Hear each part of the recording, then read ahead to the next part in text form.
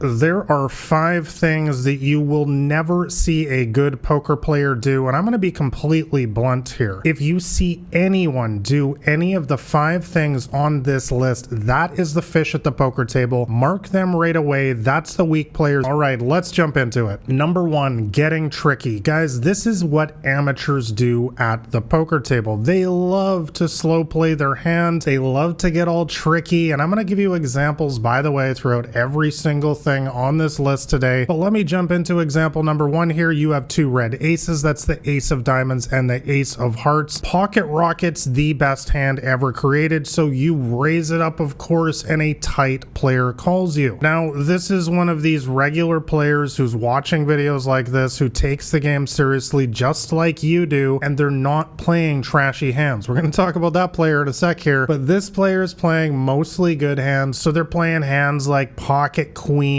ace king, ace jack, maybe a 9-8 of hearts, some good hands like that. So let's keep that in mind as we go see the flop of the queen of diamonds, 9 of spades, and 3 of diamonds. So guys, this is a beautiful spot for us. We have pocket aces after all. They check. What should you do here? You should make a big bet. But what do weak players do here? They decide to check. They decide to get all tricky because they saw some famous poker pro do this in a $1 million cash game or tournament here on YouTube or somewhere else on the internet. Guys, this is absolute face palm. This is why they lose at poker. You can't win a big pot in poker if you don't build it. You don't win big pots by checking behind and artificially allowing the size of the pot to remain small. All right, let's move on to the turn. Turn comes with a total brick, the deuce of spades. They check. What should you do? Once again, guys, do not get tricky here. Just make a big bet. But the number 1 mistake that amateur poker players make here is checking again. For some reason, they want to continue being all tricky here. They want to slow play their hand, and all they do is cost themselves money in this situation. Guys, you are simply shooting yourself in the foot here by not building up the pot. You're not going to win a big pot against passive players in small stakes games or even medium stakes games by checking with pocket aces here. Guys, bottom line, this right here is why most people lose at poker. As I always say, do not overcomplicate a very simple card game. In a situation like this where you have pocket aces, which is an overpair to the boards, just do the most obvious thing possible and make a big bet and let them overthink the situation. Let them convince themselves that you're on some sort of wild, crazy bluff, and ironically, that's gonna get them to do exactly what you want, which is call you down. All right, number 2 is bad calls. So guys, this is a common one with amateurs, beginners, and even with a lot of my students as well. Let me walk you through an example once again. Sometimes you just need to lay it down, and we're gonna see that right now. So you raise it up with pocket jacks, an incredible hand. This is the 4th strongest hand in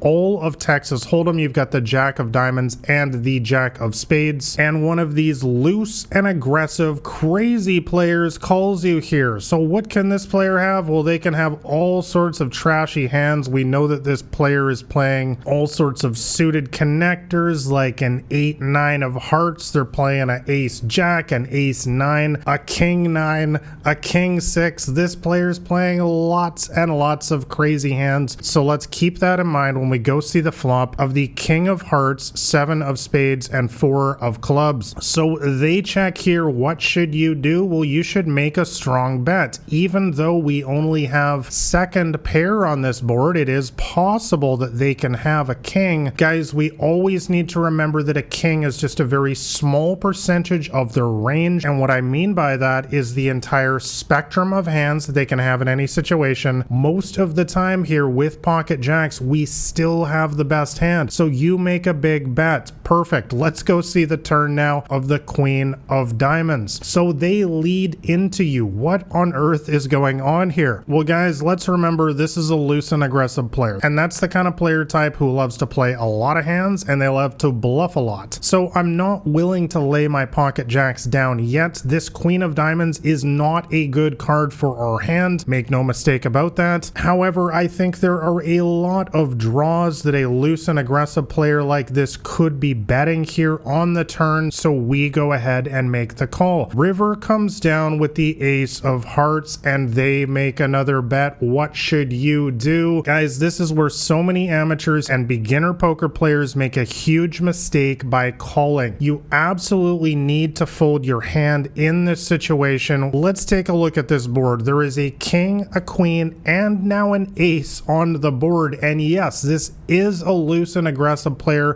who likes to bluff a lot, but it is really important to remember that even wild, crazy players can make good hands sometimes as well. Bottom line, when there are so many overcards on the board here, your pocket jacks are no good. This is a situation where you need to have the discipline to throw your hand away and pick a better spot. All right, number 3 is chasing bad draws. Now, if I had a dime for every time one of my students showed me a hand where they're chasing a bad draw, I would definitely be a very wealthy man by this point. Guys, the real key here is that you only want to chase draws to the nuts in poker, and the nuts is a slang term for the best hand possible or one of the best hands possible. Let me give you an example once again. You call with the ace 6 of hearts. This is a beautiful little hand that I like to play in a lot of situations. And by the way, if you want to know all of the hands that I suggest playing in all situations, whether you play in cash games, whether you play tournaments, I have complete charts and diagrams in my free poker cheat sheet showing you exactly what hands to play in all situations. It's totally free. You can read it in an afternoon, and I will leave a link to that in the description below this video. But let's go see the flop now of the 9 of diamonds, 8 of spades, and 7 of clubs. So on this board, we have hit what we call the bottom end of the straight. This is also called the idiot end of the straight or the donkey end of the straight, and there's a reason why. The problem on this board, guys, is that if you hit the lower end of your straight, like for example, if it comes with a 5, yes, we would make a straight, the 5, 6, 7, 8, 9. But I hope you guys can see that in that situation, there are 2 other straights which beat our straight. Those would be hands like 10, 6 and Jack 10. So this is why you do not want to be chasing draws where even if you make your draw, it's not going to be the best hand. And that's exactly what happens in this hand. On this flop, they bet you call. Turn comes down with the king of hearts. They bet. This is the spot where you should be folding your hand. We are chasing a bad draw in this situation, and especially versus a tight player, they almost always have a very strong hand here, which is well ahead of us. River comes down with the 5 of spades. Boom, we have hit our straight. They bet you call. They flip over Jack 10. Guys, they flopped the straight. You have been chasing your draw the entire way with absolutely zero chance to win the hand. You were drawing dead on the flop. This is the definition of chasing a bad draw in poker. As they say, play stupid games, win stupid prizes, and your stupid prize here for chasing your bad draw is losing a ton of money even though you have a straight. Guys, the lesson is simple here. Only chase draws where if you make your draw, it is going to be the best hand. All right, moving on to number 4, which is telling bad beat stories. So let me give you a bad beat story. Last night I was right before the final table and I had pocket aces, the ace of diamonds and the ace of hearts, and some fish cracked my pocket rockets once again